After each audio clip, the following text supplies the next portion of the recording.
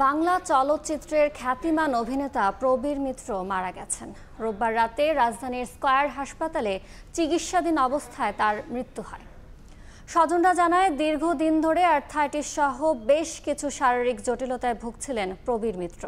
শরীরে অক্সিজেন স্বল্পতা সহ নানা অসুস্থতায় গত 22 ডিসেম্বর তাকে হাসপাতালে ভর্তি করা হয়। ধীরে ধীরে তার শারীরিক অবস্থার অবনতি হলে রোববার 10টার পর শেষ নিঃশ্বাস ত্যাগ করেন খ্যাতিমান এই অভিনেতা। আজ জোহরের প্রবীর মিত্রের প্রথম জানাজা হবে। এরপর চ্যানেল আইতে দ্বিতীয় জানাজা শেষে আজিমপুরের কবরস্থানে দাফন করার কথা রয়েছে তার। তিতাস একটি নদীর নাম, জীবন তৃষ্ণা, জালিয়াত, ফরিয়াদ, রক্ত শপথ সহ 4 শতাধিক সিনেমার অভিনয় করেছেন তিনি।